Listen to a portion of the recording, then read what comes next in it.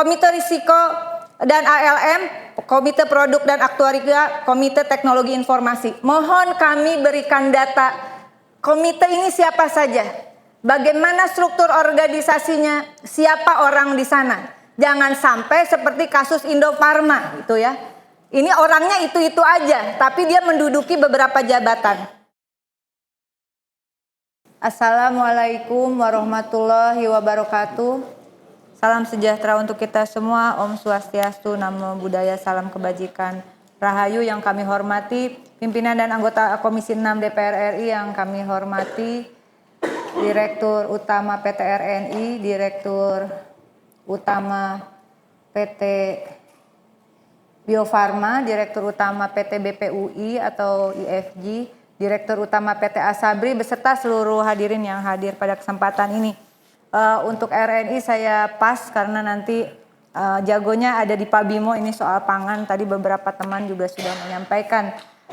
Berikutnya saya langsung ke Asabri, Bapak, karena ini adalah concern saya semenjak saya menjadi DPR RI periode pertama 2009, waktu itu di Komisi 9. Ya, Asabri, Taspen itu menjadi fokus dari perhatian, fokus riset saya juga begitu. PT Asabri ini meminta PMN 2025 sebesar 3,61 triliun.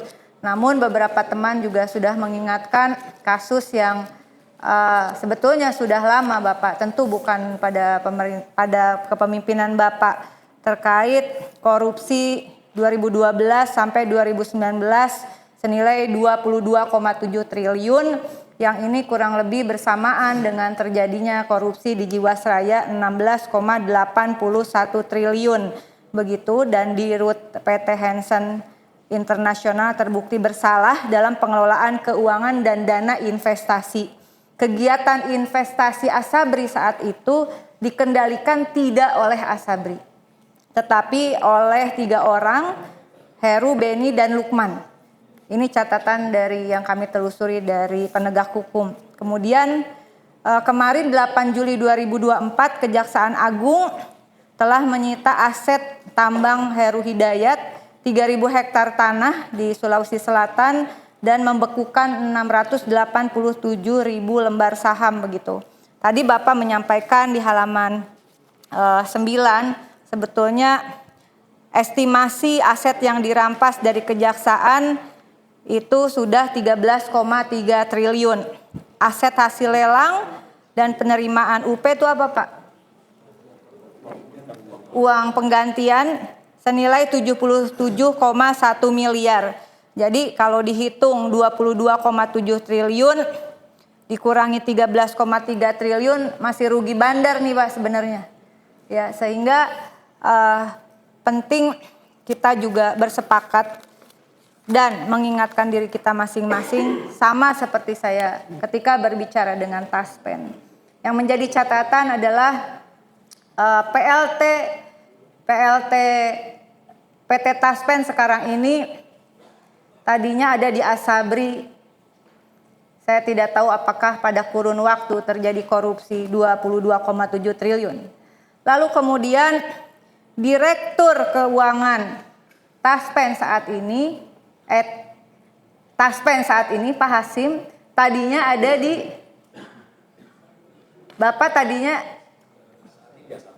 Bapak Direktur Keuangan Asabri yang hadir di sini sebelumnya ada di Direktur Keuangan Taspen. Tadi sudah disampaikan Pak Mufti beberapa waktu lalu, Bapak dipanggil atas adanya indikasi kuat terjadinya investasi fiktif senilai 1 triliun di Taspen.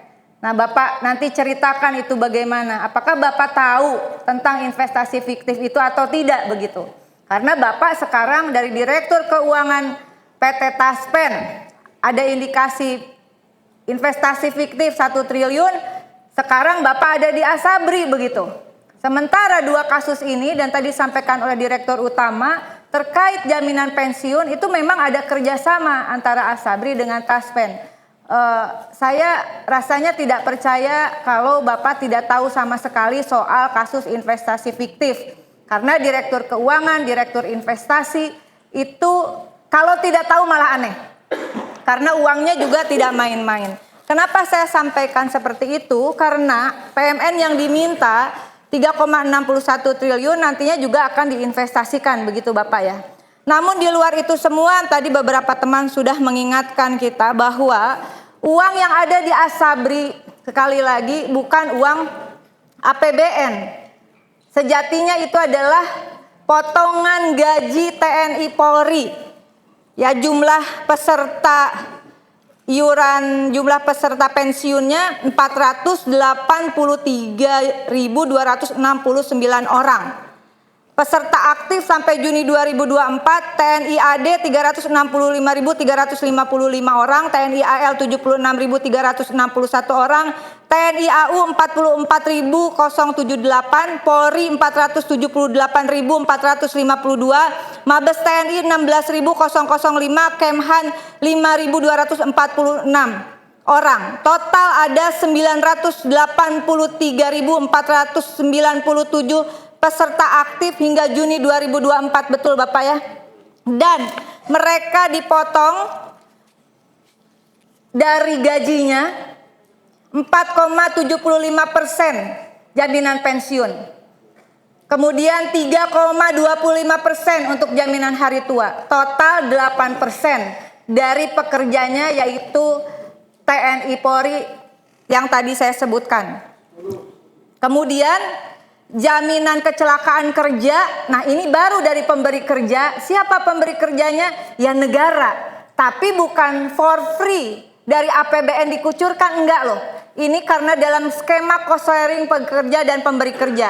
Hanya 0,62%. Kemudian jaminan kematian dari pemberi kerja, ini saya ambil dari presentasi Bapak halaman 3, 0,81%. Jadi total dari pemberi kerja yang negara ini 1,43%. 8%-nya itu adalah potongan gaji TNI Polri tadi 983.497. Bapak, saya mengapresiasi langkah Bapak. Tentu saja ini bukan pekerjaan yang mudah Pak Dirut, hadir di dalam persoalan perusahaan yang juga bukan masalah yang gampang untuk dipecahkan. Disampaikan di sini bahwa sekarang tentu saya harap ada perbaikan. Tidak lagi yang namanya investasi tidak dikendalikan oleh Asabri. Dikendalikan oleh orang per orang. Kok bisa gitu? Kok bisa? Itu orang juga dari mana kok bisa masuk ke situ? Bapak mengatakan ada komite sekarang. Terdiri dari komite investasi, mohon maaf pimpinan karena nanti uang ini juga rencananya diinvestasikan, komite risiko dan ALM, komite produk dan aktuaria, komite teknologi informasi. Mohon kami berikan data komite ini siapa saja, bagaimana struktur organisasinya, siapa orang di sana. Jangan sampai seperti kasus Indofarma gitu ya. Ini orangnya itu-itu aja, tapi dia menduduki beberapa jabatan. Kemudian mitra kerja Asabri ada bank, manajer investasi, emiten, konsultan, pialang, dan vendor. Ini siapa saja Bapak? Siapa saja ini? Nah kemudian Bapak Ibu yang kami hormati, dengan demikian saya mendukung di halaman 9 ini dijelaskan secara rinci beberapa kasus yang sedang dalam penanganan. Tadi estimasi aset yang dirampas, saya ulangi, 13,3 triliun. Aset hasil lelang dan penerimaan UP hanya 77,1 miliar. Nah ini kan seharusnya dikembalikan kepada Asabri. Untuk Kejaksaan Agung kita tentu saja mendukung Kejaksaan Agung. Tetapi kalau tidak segera dikembalikan, karena itu yang dikorupsi itu adalah uang peserta loh yang tadi. Yang ratusan ribu prajurit TNI Polri. Pimpinan mohon dukungannya bagaimana nanti disampaikan kepada Menteri BUMN untuk didorong kepada lintas kementerian atau juga Kejaksaan Agung, khususnya Pusat Pemulihan Aset Kejagung, memberikan dukungan agar segera aset yang sudah disita mendapatkan keputusan hukum tetap, lalu dikeluarkan peraturan pemerintahnya, peraturan perundang-undangannya, lalu segera dialihkan kepada Asabri. Kalau Asabri tidak minta PMN, itu juga akan menjadi, ini kan buah si malakama sebetulnya. Pilihannya adalah dorong untuk segera dipulihkan aset itu, dikembalikan ke Asabri, karena aset itu bukan milik perusahaan sebetulnya, bukan milik negara, tetapi sebetulnya adalah milik peserta yang dipotong 8%. Mengenai PMN-nya sendiri nanti saya serahkan kepada pimpinan untuk tindak lanjutnya. Kemudian untuk BPUI, untuk usulan saya menyatakan bahwa catatan untuk BPUI, IFG yang mengajukan KUR ya, PMN untuk KUR. Dalam catatan saya, KUR ini telah dilakukan pemerintah sejak 2007 sampai 2023. Mohon Bapak diberikan data tertulis kepada kami dampak real terhadap UMKM kita dan pertumbuhan ekonomi Indonesia. Karena sepanjang analisis yang saya lakukan, perekonomian Indonesia bisa pulih di dalam adanya krisis ekonomi sejak 98, 2000 maupun kemudian pada saat Covid, itu adalah karena adanya UMKM yang terus berjuang ya. Jadi bukan perusahaan-perusahaan besar, tapi data memperlihatkan berkat UMKM. Sehingga KUR bagi UMKM ini memang sangat penting. Saya mengapresiasi yang dilakukan oleh IFG melalui Askrindo dan Jamskrindo dengan beberapa catatan tadi. Mohon mengawal agar penjaminan KUR untuk UMKM ini berjalan dengan baik.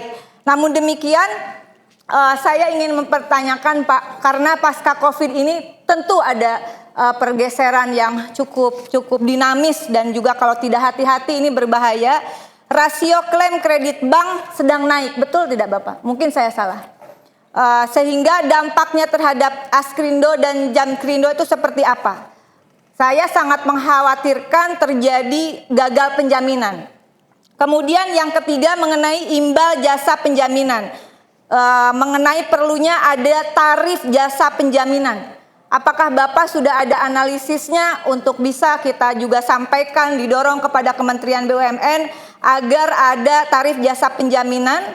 Perlukah ada penyesuaian? Bagaimana skema penentuan imbal jasa penjaminan?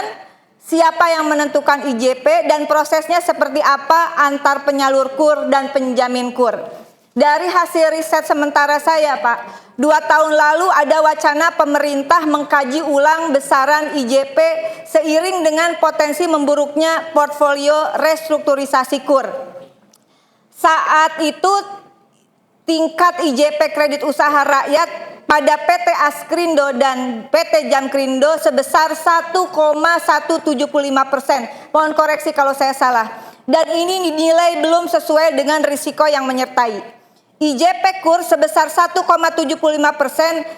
belum cocok jika dihadapkan dengan adanya peningkatan combined ratio KUR akibat COVID-19. Menurut saya tidak tahu analisis IFG seperti apa. Nah, saya khawatir ada ketidaksinkronan pimpinan antara penyalur kredit dan penjamin kredit. Dan ini bisa menjadi masalah serius. Saya mengatakannya di satu sisi penyaluran KUR itu jor-joran, tapi kondisi penjaminan ngos-ngosan, begitu Bapak. Itu catatan saya. Yang terakhir adalah untuk Bio Farma. Bapak kemarin terakhir setelah kita FGD, Bapak mengatakan tidak ada hasil audit BPK Bu, tidak ada ya. Ya, tapi Bapak ini holding kan. Meskipun itu Indofarma, sebetulnya itu adalah catatan untuk Bapak juga sebagai holding, bukan hanya tanggung jawab Indofarma. Saya mencatat ada beberapa masalah serius di Bio Farma. Mengajukan PMN 2,21 triliun pada tahun 2025. Sebelumnya Bapak di 2024 mendapatkan non tunai 68 miliar, betul Bapak. Keputusan 3 Juli 2024 begitu. Nah, lalu 2020 presentasi Bapak di halaman 13 dan 15 Bio Farma ada PMN senilai, PMN ini sumbernya dari APBN ya Bapak ya, 2 triliun Pak pada tahun 2020 yang dibagi ke Bio Farma, Kimia Farma, Indofarma dan IHC. Bio Farma mendapat 545,5 miliar untuk ekosistem digital healthcare dengan realisasi 55,43 miliar begitu atau 77,79%. Untuk vaksin mRNA dan viral vektor realisasi keuangan 392,35 miliar. Kita tidak pernah tahu seperti apa ekosistem digital healthcare yang menelan anggaran 55,43 miliar. Mohon kami dijelaskan Bapak. Kemudian Kimia Farma mendapat 254,6 miliar dari PMN 2020 untuk pembangunan fasilitas produksi multipurpose bahan baku obat antara lain parasetamol dengan realisasi keuangan hanya 10,43 miliar begitu. Kemudian minta direalokasi 244 miliar ya Bapak ya. Betul Pak ya. Kemudian Indofarma mendapatkan PMN di 2020 199,9 miliar. Realisasi pembangunan fasilitas produksi kesehatan dan produk herbal dengan realisasi keuangan dari 199,9 miliar itu realisasinya 11,43 miliar begitu. Sementara ada indikasi kerugian di Indofarma 470 miliar khususnya Indofarma Global Medica yang tidak setor kepada Indofarma. Ini sangat kontradiktif sekali. Kemudian juga saya ingin menekankan Bapak minta lagi tadi senilai berapa Pak? 2,21 triliun. Yang kemarin saja mengarrange Bapak sebagai arranger ini karena holding ya mohon maaf. Jadi tidak bisa. Ada masalah Kimia Farma, ada masalah Indofarma, seolah-olah Bio Farma tidak bisa tidak tahu atau bahkan tidak terlibat. Kasus Kimia Farma ada rekayasa keuangan atas perseroan, pembekakan jumlah tahun berjalan diatribusi kepada pemilik 1,48 triliun, rugi 190,4 miliar. Jumlah rugi komprehensif diatribusikan ke pemegang saham dari operasi yang dilanjutkan sepanjang 2024 1,47 triliun. Yang 2023 121,7 miliar. Penjualan bersih 2023 9,96 triliun naik 7,93%, sementara di 2022 9,23 triliun. Kerugian beban proyek penjualan 2023 6,86 triliun bengkak 25,83%. Laba bruto turun dari 3,77 triliun menjadi 3,10 triliun dan selanjutnya belum soal total aset dan sebagainya.